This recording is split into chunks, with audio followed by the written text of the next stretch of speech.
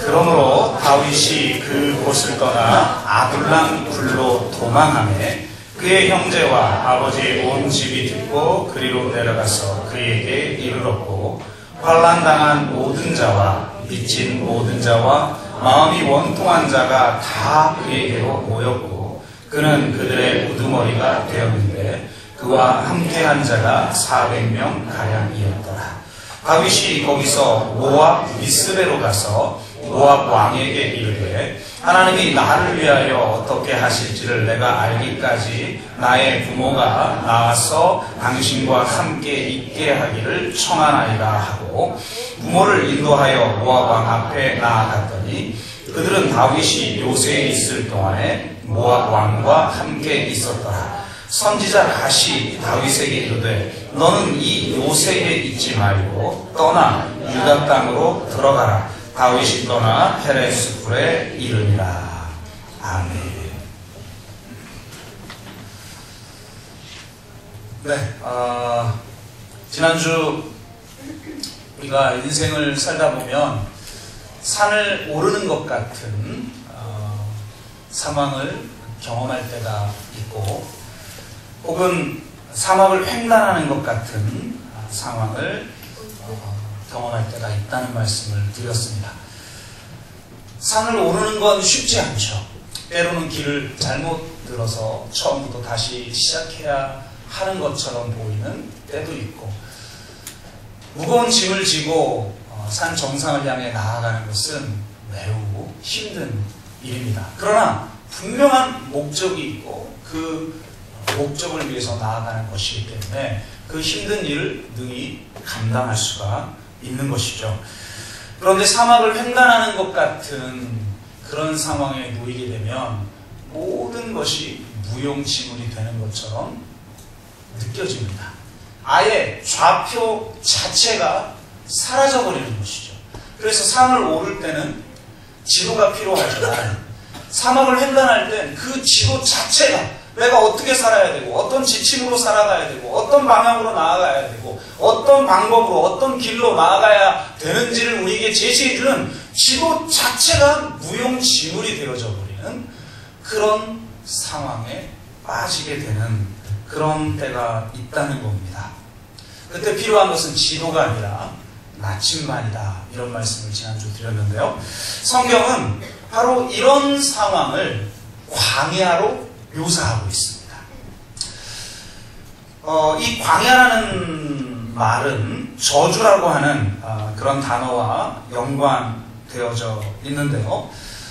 우리가 광야 한가운데서 물기 하나 없는 그런 황량하고 메마른 곳에 있게 되면 마치 자기의 삶이 저주받은 그런 것처럼 여겨지게 되는 그런 상황이 있죠. 그것을 우리는 광야라고 부를 수가 있겠습니다. 이 광야를 좋아하는 사람은 아무도 없죠. 이 광야에 빠지고 싶지 않아 합니다. 다. 그리고 이런 상황에 빠지게 되면 우리는 좌절하고 낙심하거나 불평하거나 원망하는 경우를 많이 보게 되죠. 그런데 과연 광야가 우리가 어떻게든 피하고 거부해야 하는 것일까요? 광야에는 어떤 다른 의미가 있지 않을까요? 오늘 본문을 통해서 광야에 대한 새로운 의미를 우리가 정의해보고 광야 속에 임하는 은혜가 무엇인지를 깨달아 광야 한가운데에서도 광야의 은혜를 누릴 줄 아는 믿음의 삶을 살아가는 저와 여러분 되기를 주의 이름으로 축복합니다. 오늘 본문의 주인공인 다윗이야말로 광야 한가운데에 던져진 사람이죠. 다윗은 오직 나라를 위해서 충성을 다했던 사람입니다. 하나님의 영에 사로잡혀 지혜롭게 일을 하여서 심지어는 자신을 죽이려고 하는 사울의 신복들마저 다윗을 인정할 정도로 그는 최선을 다해서 지혜롭게 자신에게 맡겨진 직무를 감당했어요. 아무 잘못도 없는데 오직 사울의 질투라고 하는 이 한 가지 때문에 그는 결국 죽음의 위협을 받게 되고 목숨을 건지기 위해서 왕궁을 탈출해야 하는 그런 상황을 겪게 됩니다. 참 이런 억울함을 많이 겪죠. 여러분도 인생의 광야에 던져질 때 보세요. 참 억울하죠. 억울해요. 내가 어떻게 살았는데 내 인생의 결과가 이렇단 말인가. 나는 최선을 다하고 나는 옳게 섬겼는데 내가 반역자처럼 내가 정말 나쁜 사람처럼 그렇게 여겨지는 그런 때가 있지 않겠습니까? 그는 사울의 관하라에 있는 유대 땅에는 어디 한 군데도 의지할 데가 없었기 때문에 이제는 아예 적진에 자신의 몸을 의탁해야 되는 처지에 빠지게 됩니다. 참 이게 정말 말도 안 되는 상황이죠. 그래서 이 다윗은요, 자기가 죽였던 골리앗의 나라 가드에 자기 몸을 맡깁니다.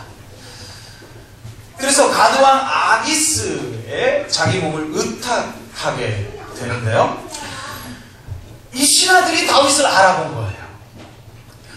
그래서 혹시 저 골리앗을 죽인 그 사람 아니냐 이렇게 쑥덕거리기 시작하고 의심하기 시작합니다. 그러니까 알려지게 되면 이건 뭐 자기 목숨은 파리 목숨이 되는 거죠. 그래서 어떻게 했습니까? 여러분 잘 아는 것처럼 미친 척했죠.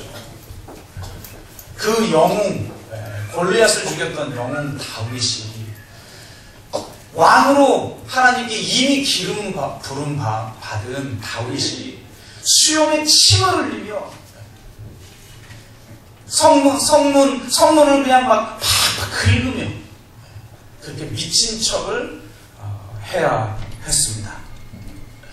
그래서 겨우 그는 그 가드에서 탈출할 수가 있었죠. 참 인생 살다 보면 인간이 비굴해져야 될 때가 있어요. 비굴해져야 하는지 아닌지는 모르겠지만 모든 자존심이 그냥 다 깨트리고 인생이 얼마나 비루한지 나중에 그냥 온몸으로 겪게 되는 그런 때가 있죠. 광야는 이처럼 이렇게 비루하고 이렇게 비참하고 굴욕적인 그런 장소인 것 같습니다. 그렇게 겨우 위기를 모면했지만 이제 적군마저 의지할 대상이 되지 못하자 그는 결국 사막 한가운데 있는 아둘람 굴로 피신해야 했습니다. 그는 완전히 혼자가 되어버렸습니다. 여러분 생각해 보세요. 정말 잘 나가던 사람이죠. 골리앗을 죽여 민족의 영웅이 됐던 사람입니다. 왕으로 기름 부음 받은 사람입니다. 심지어는 사울의 신복마저도 인정할 정도로 온 왕궁과 온 국민이 그를 사랑했던 사람인데 한순간 그는 땅에 떨어지고 적국에 자기 몸을 맡겼지만 결국 거기에서도 몸을 의탁할 수 없어서 결국 홀로 광야 한가운데로 나와 아둘람 굴에 침몰하게 돼요. 그가 이 아둘람 굴에 있을 때 지은 시편이 있습니다. 그 시편 중 하나가 시편 142편인데요. 우리는 142편을 통해서 그의 심정을 이해할 수가 있습니다. 그는 이렇게 노래해요. 내가 가는 길에 그들이 나를 잡으려고 올무를 숨겼나이다. 어딜 가도 지뢰밭이죠. 내가 어딜 가든 나를 잡으려는 올무가 있기 때문에 어디 움직일 수가 없어서 이 아둘람 굴에 집거하게 되는 이 처지를 노래하죠. 나를 아는 이도 없고 나의 피난처도 없고 내 영혼을 돌보는 이도 없나이다. 나는 심히 비천합니다. 참 이게 참 괴로운 감정이죠. 자신이 비천하게 느껴질 때 내 영이 내 속에서 상하고 내 영이 옥에 갇힌 것 같습니다. 내가 할 수 있는 것은 당신에게 부르짖는 것 뿐입니다. 내가 내 원통함을 하나님께 토해내며 내 우환을 하나님께 진술하오니 나를 건져 주옵소서. 이렇게 노래할 수밖에 없는 거예요. 완전히 혼자가 돼서 두려움과 불안함에 빠져있는 이 다윗의 노래를 들어보십시오. 얼마나 애절합니까? 우리가 광야 한가운데 처했을 때 불렀던 그런 노래와 같지 않습니까? 도대체 왜 하나님은 다윗을 이렇게 광야로 내모는 것일까요? 아니 누가 뭐 왕이 되고 싶어 됐습니까? 잘 살고 있는 다윗에게 와가지고 왕으로 기름 부은 거 아닙니까? 그래서 주님의 말씀에 순종하여 가는 그 길이었는데 하나님이 그를 광야로 내어줬습니다. 도대체 왜 광야를 허락하신 걸까요? 결론적으로 말하면 하나님의 사명을 감당하는 하나님의 사람들은 반드시 광야를 거쳐야 하기 때문입니다. 이 세상은 어찌 보면 전부가 광야일지도 모르겠어요. 이 세상의 실존인 모순과 부조리, 불의와 고난, 위협과 배신 앞에서 패배와 굴욕, 억울함과 거절감, 두려움과 고독을 경험할 수밖에 없지요. 그래서 이 세상 한가운데에서 하나님의 일을 감당해야 될 사람은 이 세상의 진정한 실존인 광야를 온몸으로 체험하게 하십니다. 그리고 그 광야를 경험한 사람만 하나님은 사용하셔요. 왜 그런가? 광야를 통해서만 하나님을 만날 수 있기 때문입니다.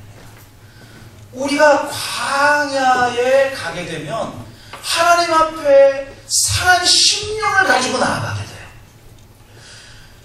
다윗 보십시오. 언제 그가 이렇게 노래를 한번 해봤습니까? 언제 내 원함과 내 이 분통함을 하나님 앞에 토설하고 내가 당신께 부르짖나이다. 언제 이렇게 노래해본 경험이 있을까요?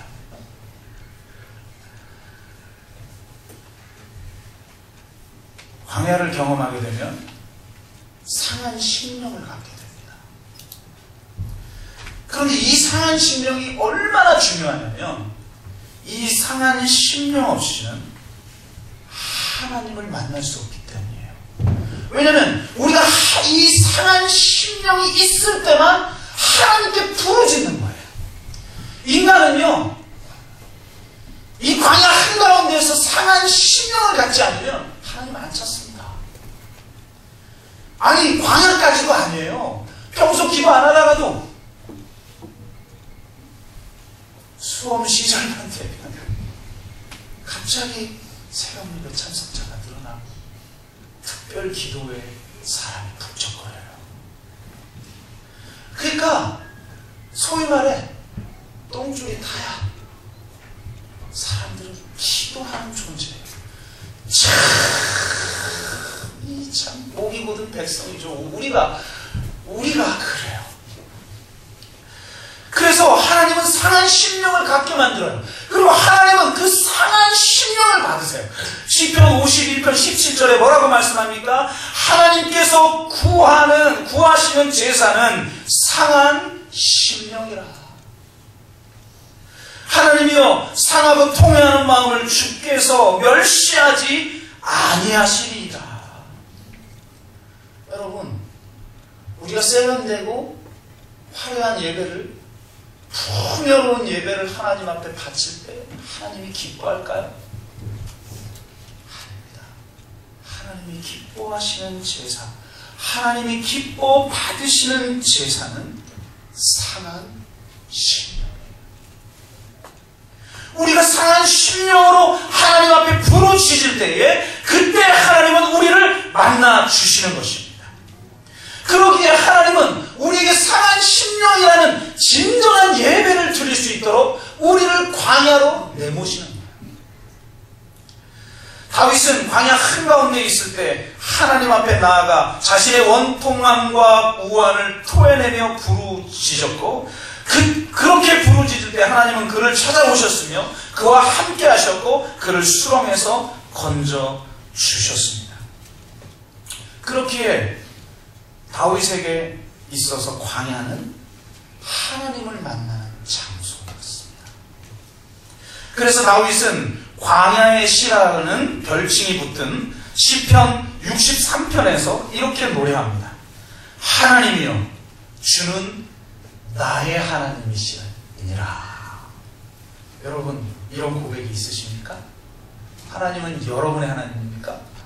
하나님은 이도영 목사님의 하나님이고, 하나님은 아브라함의 하나님이고, 하나님은 이삭과 야곱의 하나님이고, 하나님은 모세의 하나님이고, 하나님은 다윗의 하나님이긴 한데 나의 하나님은 아닌 사람들이 얼마나 많아. 왜 수많은 사람들은 하나님을 경험했다고 하는데 내 인생 가운데 이토록 살아계신 하나님을 경험하지 못하는가? 광야에서 상한 심령으로 부르짖지 않았기 때문입니다. 그런데 이제 광야 한가운데에서 부른 그의 노래를 들어보십시오. 하나님이여 주는 나의 하나님입니다. 여러분 이런 고백이 있기를 주의 이름으로 축복합니다. 내가 간절히 주를 찾되 물이 없어 마르고 황폐한 땅에서 내 영혼이 주를 갈망하며 내 육체가 주를 앙모하나이다. 내가 주의 권능과 영광을 보기 위하여 이와 같이 성소에서 주를 바라보았나이다. 여러분 다윗은 지금 놀라운 고백을 하고 있어요. 저 솔로몬의 성전이, 저 모세의 성막이 진정한 성소가 아니라 이 광야가 성소라고 고백하고 있습니다. 여러분 진정한 성소, 그것은 바로 광야입니다. 왜냐하면 광야에서 하나님은 우리를 만나 주시기 때문입니다. 아무리 화려한 성전을 지어도 하나님이 만나 주시지 않으면 그것이 사막입니다. 아무리 사막 한가운데라 할지라도 하나님을 만나면 바로 거기가 성전인 것입니다. 여러분 야곱이 어디서 하나님을 만났습니까? 광야 한가운데에서 머리 둘 곳조차 없어 돌 베개를 베고 잤던 그곳에서 하나님을 만났어요. 여러분 참 이 돌베개 베고 잔다라는 거 비참하죠. 옷가지 하나도 제대로 챙겨보질 못해서 돌 베개를 베고 자면 입 돌아갑니다. 여러분 구하나사라고 그러나요? 그런데 그렇게 살 수밖에 없어요. 그런 척박한 그 광야의 추위 한가운데에서 떨고 있을 때 하나님이 찾아와서 그를 만나주셨다는 거예요. 그러니까 그가 하나님을 만나고 나서 뭐라고 고백합니까? 여호와께서 과연 여기에 계시거늘 내가 알지 못하였도다. 두렵도다 이곳이요 이곳은 다름 아닌 하나님의 집이요 이는 하늘의 문이로다. 여러분 정말 내가 광야 한가운데 버려진 것 같은 그런 비참한 상황에 놓여 있을 때가 있죠. 그런데 믿음의 사람은 바로 그곳에서 하나님을 만납니다. 그곳에서 정말 가슴을 찢으며 상한 심령으로 진정한 예배를 드립니다. 믿음이 없는 사람은 광야를 싫어하고 거부하죠. 광야의 그 혹독함과 두려움과 외로움과 그 불안함을 벗어나고 싶어 합니다. 그래서 자기 나름대로 광야를 없애기 위해서 내 삶의 안전을 보장받기 위해서 성곽을 쌓습니다. 돈, 권력, 직장, 집, 인맥, 신분, 명예, 스펙 등등 온갖 성곽, 나를 보호해줄 성곽을 만들기 위해서 살아갑니다. 인간은 인간 자신을 보호하기 위해서 성곽을 쌓는 존재예요. 가인이 아벨을 죽이고 나서 가장 먼저 한 일이 뭐냐? 성곽을 쌓는 일이었습니다. 인간이 두려움에 사로잡혀 자신을 보호하기 위해서 한 최초의 행동은 성곽을 쌓는 거였어요. 그것은 자기를 죽이려고 하는 다른 무리들로부터 자신을 보호하기 위한 것처럼 보이지만 실상은 하나님으로부터 자신을 방어하기 위해서 쌓은 성곽이에요. 그래서 자신을 보호하는 안전한 성곽을 만들지만 사실은 하나님을 내어 쫓고 있는 겁니다. 그 성곽 안에서는 하나님을 경험할 수가 없는 거예요. 사람들이 하나님을 경험하지 못하는 가장 중요한 이유 중 하나는 성곽을 쌓고 그 성곽 안에 있기 때문입니다. 그래서 하나님은 지금 모압으로 피신한 다윗에게 이렇게 요구해요. 오늘 이 짧은 본문에 이 모압을 뭐라고 표현하냐면 요새라고 2번씩이나 표현합니다. 이건 견고한 진 혹은 성곽 이렇게 다양하게 번역되어지는 단어인데요. 이 요새에 있지 말고 떠나 유대 땅으로 가라. 여러분 생각해 보세요. 갈 곳이 없어서 오죽하면 자기가 죽인 골리앗의 나라인 가디에 자기 몸을 의탁했겠어요. 아무 갈 곳이 없었던 그가 모압에 갔습니다. 모압은 여러분 누구예요? 누구의 땅이죠? 다윗의 증조모 룻 아닌가? 룻의 고향이 모압 아니에요. 그러니까 모압에 가면 어떻게 보면 자기 제2의 고향 같은 그런 곳이니까 모압 왕이 보호해 줄 수밖에 없죠. 얼마나 안전한 곳입니까? 그런데 하나님은 이 요새를 버리고 떠나 유대 땅으로 가라.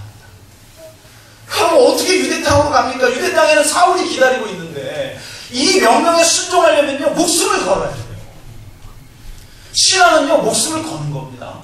예수님이 우리를 오라고 할 때는 와서 죽으라고 부르시는 거예요. 너희가 살고자 하는 자는 죽고 너희가 죽고자 하는 자는 사는 거예요. 신앙의 본질은 죽고자 하는 거예요. 하나님이 진정한 신앙을 우리한테 경험시키려고 할 때 와서 죽으라고 부르세요. 너 유대 땅으로 가. 사지 한가운데로 가. 요새에 머물지 마. 성곽에 머물지 마. 안전을 누릴지 몰라도 하나님을 경험할 수 없어. 근데 유대 땅으로 가도 사람이 있는 곳에 갈 수가 없어요. 왜? 사람들이 다 밀고 하니까. 계속 밀고 하는 일이 나오잖아요. 여러분 이 성경 보세요. 계속 심지어는 자기가 구해준 사람들도 밀고를 해요. 자기를 도와준 사람이 있다면요 이건 끝장나는 거예요. 심지어는 제사장들 다 죽여버렸어요. 사울의 신복이 제사장을 참아 죽일 수 없어서 죽이라는 명령에 순종하기 어려운 그런 사람들이 제사장인데 제사장들도 다 죽여버렸어요. 그러니 자기를 도운 사람이 있다면 그 사람들을 죽이는 행동이니까 어디에 의탁할 수도 없어요. 정말 비참한 지경이 되는 거죠. 그런데 바로 그런 땅으로 가라고 말합니다. 그러니까 사람이 있는 곳으로 갈 수 없고 오직 광야로 갈 수밖에 없어요. 계속 광야로 피신해요. 그런데 바로 그때부터 다윗이 하나님을 경험해요. 놀라운 것은 다시 광야를 회복하고 유대 땅 한가운데로 나아갈 때 여러분 우리가 읽었던 22장 이후에 성경을 읽어보세요. 그때부터 하나님을 다윗이 경험하기를 시작합니다. 그러면서 그때부터 다윗에게 이런 용어가 생기기 시작해요. 다윗이 여호와께 묻자오되. 이전에 나타나지 않던 구절들이에요. 하나님을 경험하기 시작하자 하나님께 묻기 시작합니다. 인간의 지혜를 구하지 않고 인간의 힘을 의지하지 않고 전적으로 하나님만을 의지하며 여호와의 뜻을 이루어드리기 위해서 그분에게 묻는 신앙으로 바뀌어요. 그는 광야 한가운데에서 성곽과 요새를 버리고 척박한 땅 광야 한가운데로 갔을 때 하나님이 그를 만나주셨습니다. 하나님은 스가랴 선지자에게 환상을 보여주시는데요. 미래에 있을 새하늘과 새 땅 그리고 미래에 있을 새 예루살렘이 어떤 곳인가에 대한 환상을 보여주는데요. 특별히 스가랴 2장 1절에서 5절에서 이렇게 이야기합니다. 예루살렘은 그 가운데 사람과 가축이 많으므로 성곽 없는 성읍이 될 것이라. 너무나 놀랍죠? 우리나라 마을에는 우리나라만이 아니죠. 논어에 있는 말이지만 대도무문이라고 하는 말이 있잖아요. 그러니까 큰 문은 문이 없는 거죠. 큰 길에는 문이 없는 거죠. 그런 것 같아요. 하나님이 이렇게 부어주시는 축복을 누리는 사람은 울타리가 필요 없다는 거예요. 그래서 성막 없는 성읍이 될 것이다. 얼마나 놀라운 축복입니까? 성막으로 제한할 수 없는 하나님의 축복을 경험한다는 거예요. 그런데 여러분, 성막이 없으면 위험하잖아요. 그래서 하나님이 뭐라고 말씀하시냐면, 여호와의 말씀에 내가 불로 둘러싼 성곽이 되며 그 가운데서 영광이 되리라. 하나님 자신이 성곽이 되어주시겠다는 거예요. 하나님 자신이 불로 둘러싸인 성곽이 되겠다는 거예요. 성곽 없는 성읍의 축복을 누리면 누가 성곽이 되어주시느냐? 하나님이 성곽이 되어주신다는 거예요. 하나님이 우리의 요새가 되어주신다는 거예요. 하나님이 우리의 피난처가 되어주시겠다는 거예요. 그래서 다윗은 광야 한가운데로 나아갔고 결국 그곳에서 하나님을 경험하기 시작합니다. 여러분을 광야로 내모는 것처럼 느껴질 때, 내 이전의 좌표가, 내 이전의 지도가 완전히 무용지물이 되어지는 것처럼 보일 때, 그때가 하나님을 경험하는 거예요. 그때 내 상한 심령이 성소가 되어져서 하나님이 진정으로 원하시는 진정한 예배자가 되어 하나님 앞에 부르짖을 수 있게 됩니다. 하나님은 그 부르짖음을 들으시고 응답하시는 분이에요. 여러분, 이건 굉장히 놀라운 신학적인 의미를 담고 있는 거예요. 창세기서부터 요한계시록까지 하나님이 언제 역사했는가? 부르짖을 때 역사했어요. 이건 단순히 무슨 기도의 방법을 말하는 게 아니에요. 통성기도 3번. 그런 어떤 편법, 어떤 방법을 말하는 게 아니라 우리가 진정으로 상한 심령으로 주님을 찾을 때 하나님은 만나 주시는 분이라는 거예요. 저의 인생도 이렇게 돌아보면 언제 하나님을 만났는가 보면 광야 한가운데 있습니다. 그래서 우리 유치한 우리 중고등부 때 막 제일 많이 들었던 말 중에 하나가 No cross, no cloud. 십자가 없이는 영광도 없다. 근데 인생 살면서 진짜 느끼는 거 되게 유치하잖아요. No cross, no cloud. 근데 이게 진리인 걸 어떻게 해? 이게 진리인 걸. 하도 많이 들어서 질리더라도 진리는 진리다. 그러니까 이게 우리 인생의 하나님을 경험하는 방식이에요. 정말 자살하려고 하면서 방황했었던 그 청소년 시절기에 하나님이 찾아오셔서 만나주셨습니다. 갈 길을 알지 못하는 청년 시절에 하나님이 찾아오셔서 만나주셨습니다. 가장 사랑했던 사람들을 잃고 군목으로 나아갈 때 하나님이 만나주셨습니다. 내 자신이 도저히 목사의 자격이 없는 것처럼 여겨지던 그런 시절 하나님이 만나주셨습니다. 그리고 이 개척을 준비하며 개척이 진행되는 과정 가운데 하나님이 만나주셨습니다. 하나님께 부르짖을 수밖에 없는 상황으로 몰고 가셔서 하나님은 만나주십니다. 저는 개척을 하면서 수많은 힘든 일이 많이 있었죠. 정말 이러다가 내가 미치는 게 아닌가, 내가 이러다 죽는 게 아닌가, 이런 생각을 하면서 정말 주님께 부르짖을 수밖에 없었는데, 가장 힘들었던 건 뭐냐면 제가 힘든 게 아니었어요. 제가 힘든 건 어떻게든 버티면 될 것 같았어요. 그냥 십자가 들고 그냥 버티면 될 것 같았어요. 그런데 우리 자녀가 힘들어하니까 힘들더라고요. 우리 아이들하고 같이 테이블에 모여서 대화를 할 때였는데, 아이들이 자신의 마음 아픈 것, 힘든 것, 여러 가지를 이렇게 이야기하는데 막 울면서 이야기하는 거예요. 아빠, 엄마 왜 개척했어요? 동산교회에 있을 때는 정말 행복했는데 왜 봉당으로 와서 너무 힘들어요. 그래서 힘들다고 말하고 싶은데 엄마 아빠가 너무 힘들어 보이니까 힘들다고 말 못하는 우리가 너무 힘들어요. 그러면서 애들이 통곡하며 오는데 내가 힘든 건 내가 어떻게든 참겠는데 우리 아이들이 그렇게 통곡하며 오는 모습을 보니까 견디기가 너무 어렵더라고요. 그런데 할 수 있는 게 아무것도 없어요. 뭐 어떻게 해볼 도리가 없어요. 그냥 하나님 앞에 부르짖는 거예요. 그냥 하나님 앞에 나와서 그냥 주여라고 부르짖는 그 밖에는 할 게 없어요. 저 아둘람굴에서 내가 주께 부르짖나이다 라고 말했던 다윗처럼 그렇게 부르짖을 수밖에 없었습니다. 그런데 바로 그렇게 부르짖을 때 하나님이 역사하십니다. 하나님이 불로 둘러싼 성곽이 무엇인지를 우리에게 보여주십니다. 그래서 하나님이 내 아이들에게 나타나셔서 내 아이들을 만지시는 것을 제가 경험하기 시작합니다.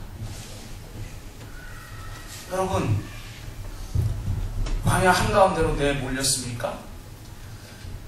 요새가 무너지고 성곽이 무너지는 것 같은 그런 상황에 놓여 있습니까? 그렇다면 이제 진정한 성곽 대신, 불로 성곽 대신 하나님을 경험할 때인 줄로 믿습니다. 광야가 주는 은혜가 또 하나 있는데요. 그가 아둘람굴에서 지은 시편 말씀이 시편 142편이라고 말씀드렸잖아요. 그가 하나님 앞에 참 자신의 애통함과 우환을 토해내며 노래를 하는데 마무리가 참 의미 있어요. 하나님 앞에 간구하니까 하나님 제발 좀 건져주시고 나를 인도해 달라고 그렇게 기도하면서 마무리는 뭐라? 이 시편 142편의 마무리는 어떻게 되어 있냐면 이렇게 되어 있어요. 주께서 나에게 갚아주시리니 의인들이 나를 부르리이다. 놀랍습니다. 그러니까 내가 광야 한가운데 나가서 하나님 앞에 자기의 애통함과 그 우환을 토해낼 수밖에 없는 그런 상황인데 그 상황의 결과가 뭐냐? 의인들에게 둘러싸이게 된다. 한마디로 말하면 광야는 의인의 공동체, 하나님의 백성의 공동체를 형성시키는 곳이라는 것입니다. 오늘 본문을 보면 다윗이 아둘람굴에 도망하자 그곳에 환난당한 모든 자와 빚진 모든 자와 마음이 원통한 자가 다 그에게로 모였고 그는 그들의 우두머리가 되었으며 그와 함께한 자가 400명가량이었다고 보고를 합니다. 그는 완전히 혼자였어요. 아무것도 가진 것이 없고 아무도 함께하는 자가 없었던 그 다윗이 광야로 나아가서 아둘람굴에 있을 때에 400명의 사람들이 모여듭니다. 이처럼 광야는 하나님을 경험하는 장소일 뿐만 아니라 이 시대를 새롭게 열어갈 새로운 공동체가 형성되어지는 곳이라는 것입니다.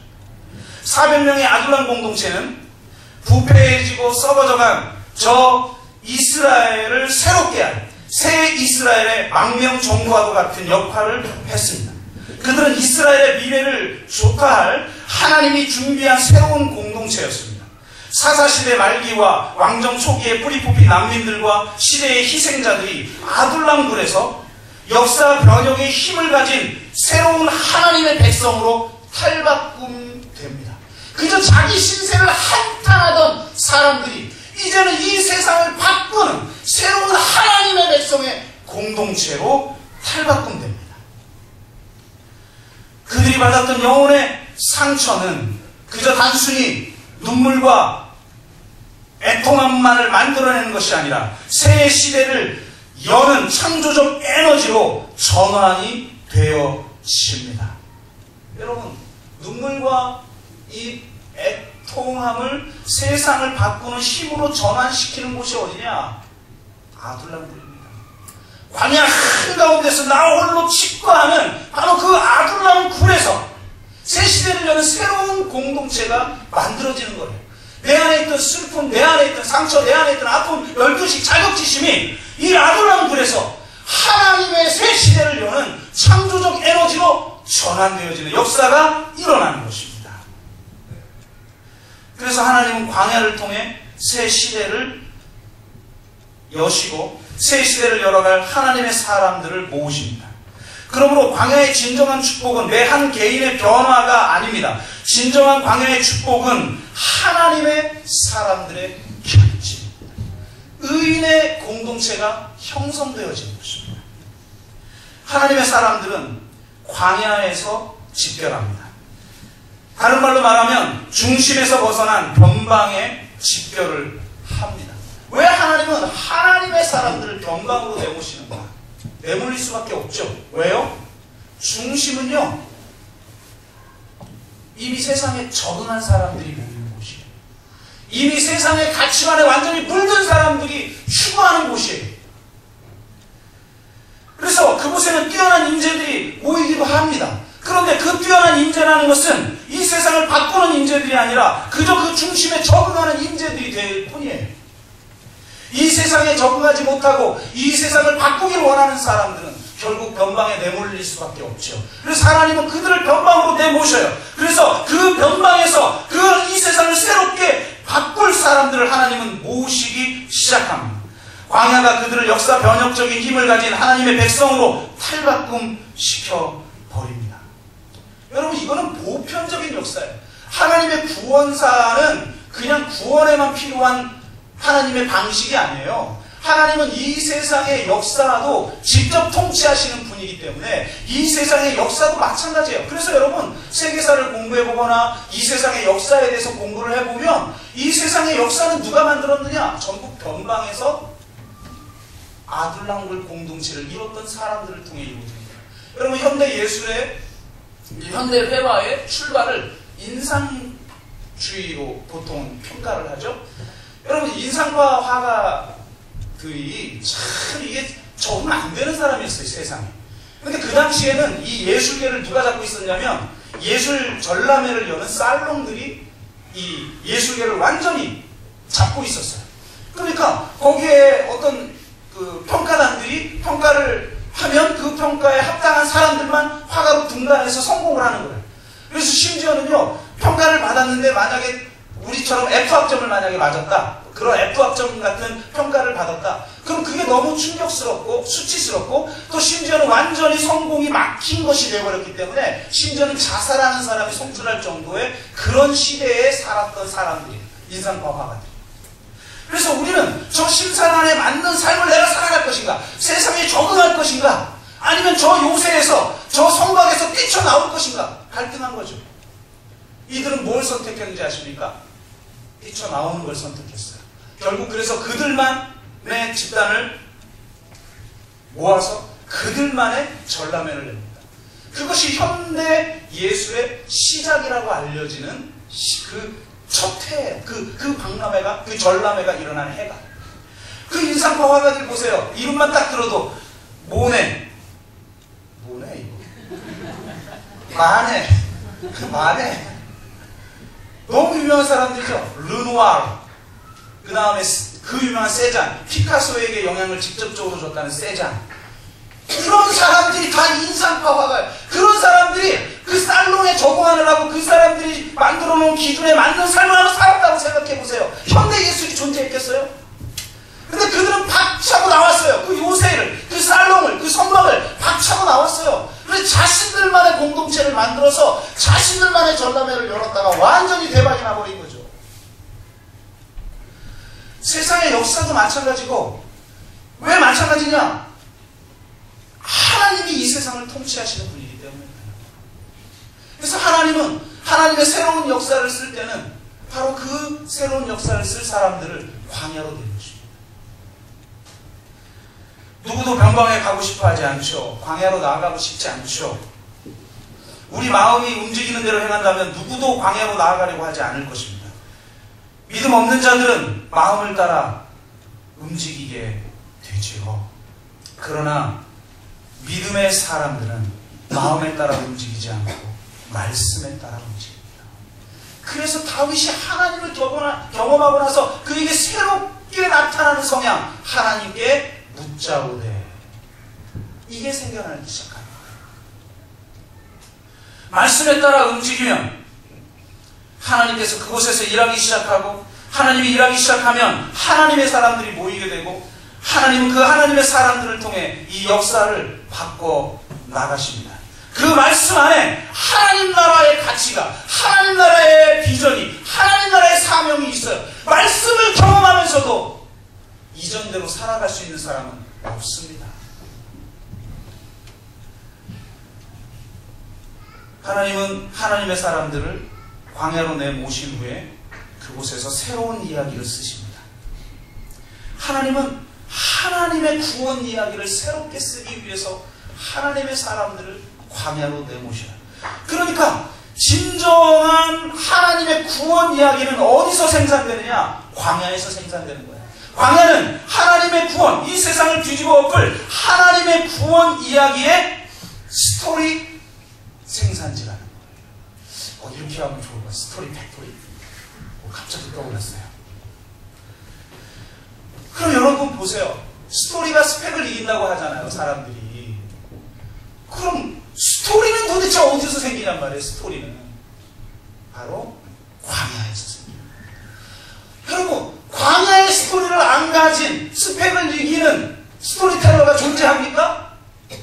이 세상에 영향력을 끼치는 사람 중에 광야에서 생겨난 그 하나님의 구원의 이야기를 갖지 않은 사람이 존재합니까?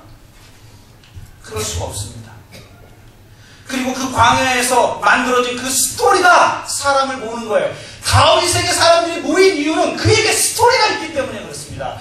하나님이 역사하신 구원의 스토리가 그에게 있기 때문에 사람들이 모이는 겁니다. 이 세상 사람들은 안정을 추구하죠. 그래서 성을 쌓아요. 그래서 지지리가 안 변합니다. 하나님도 참 포기할 경우가 많아요.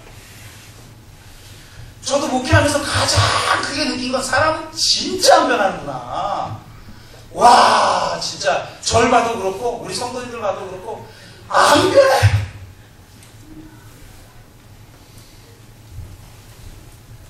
그런데 그 안 변하는 사람의 내면 깊숙한 곳에 뭐가 있냐? 이대로 살고 싶지 않은 열망이 있어요. 내 인생보다 더 위대한 인생, 내 삶의 이야기보다 더 위대한 이야기를 쓰시는 하나님의 구원 이야기에 합류하고 싶은 열망이 누구나에게 있다는 거예요. 그 열망을 가진 사람들을 모으는 것이 스토리입니다. 그래서 하나님은 믿음의 사람을 광야로 내모십니다. 그 광야에서 쓰여진 스토리를 통해 사람을 모시고 세상을 바꾸십니다. 여러분, 놀랍지 않아요? 저 변방, 제가 그 성지순례를 다녀와서 느꼈던 가장 큰 느낌은, 야, 진짜 예수님 제가 존경하게 됐어요. 이탈리아를 가보니까, 로마에 가보니까 도시 자체가 박물관이더구만요. 이름도 없는 빛도 없는 성당, 지도에도 안 나오는 성당에 들어갔더니 명동 성당보다 커. 그냥 거리를 걸어가면 다 관광지예요. 도시 전체가. 갈릴리를 가보십시오. 깡촌도 이런 깡촌이 없어요. 저는 예수님 성지순례 다니면서 그냥 예수님 존경합니다. 근데 보세요. 그 깡촌에서 사역하던 분이 십자가에서 죽으시기 위해 예루살렘에 입성을 하고 거기서 십자가에서 죽으시고 부활하신 이 구원의 스토리가, 이 구원의 스토리가 세상을 구원해버리고 세상을 바꿔버리잖아요. 스토리가 세상을 바꾸는 겁니다. 제자들은 누구냐? 구원의 스토리를 경험한 사람이에요. 이 스토리가 나에게 진리이기 때문에 이 진리에 충성하는 사람, 이것이 구원받은 백성의 구원은요, 여러분 그 스토리를 내 스토리로 인정하는 게 구원인 겁니다. 그 스토리를 나의 스토리로 인정하고 거기에 충성하는 자, 그 스토리를 맡은 자에게 구할 것은 뭐냐? 충성이죠. 그 충성을 믿음이라고 하는 거예요. 믿음은 무슨 구원 공식 같은 거 믿고 주님 저기 사양대 같은 거 그냥 믿었더니 내가 천국 가고 이런 정도가 아니라는 거예요. 하나님의 이 구원 스토리에 합류하도록 나를 부르신 그 구원의 스토리 앞에서 제가 여기 있나이다. 그렇게 나아가는 사람들, 그 사람들이 구원의 공동체요, 제자의 공동체인 것입니다. 하나님은 바로 그 광야에서 아둘람굴에서 사람을 바꿔놓습니다.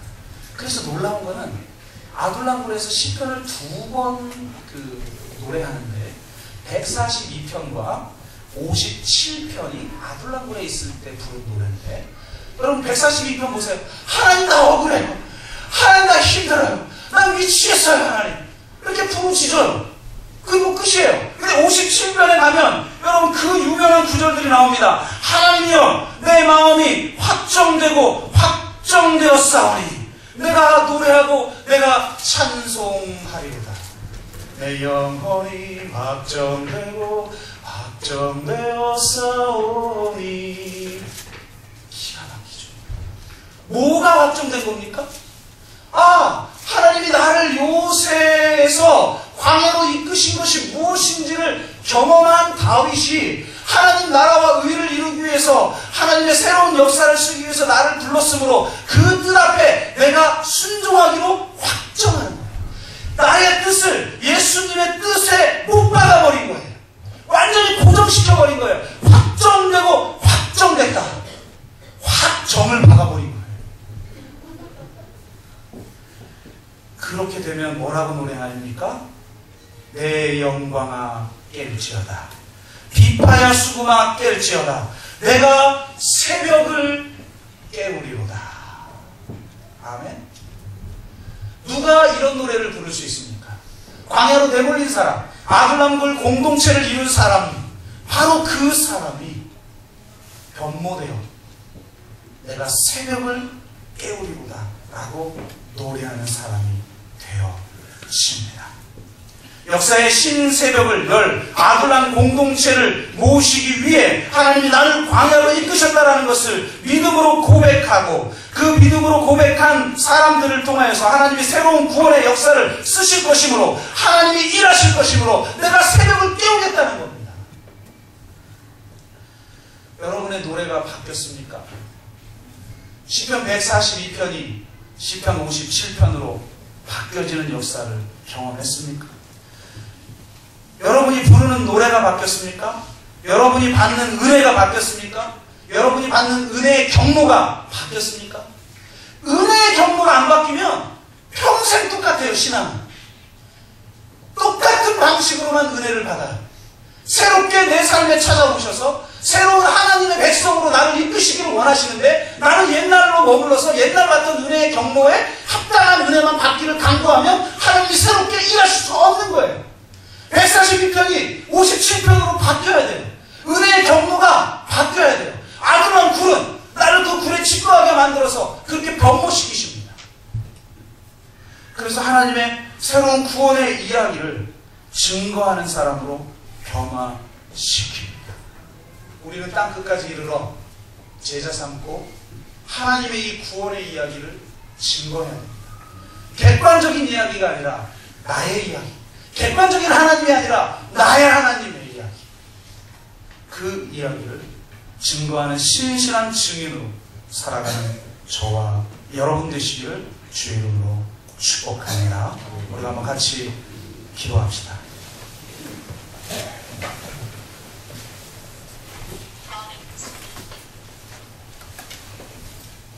기도할 때 꼭 광야 한가운데 있습니까? 두려움과 불안, 고독과 외로움, 낙심과 절망, 불평과 원망이 나를 사로잡습니까? 그렇다면 다시 하나님의 말씀을 붙드십시오.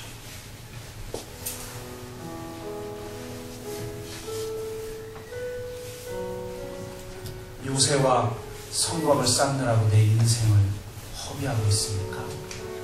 그것은 가인이 하는 일입니다.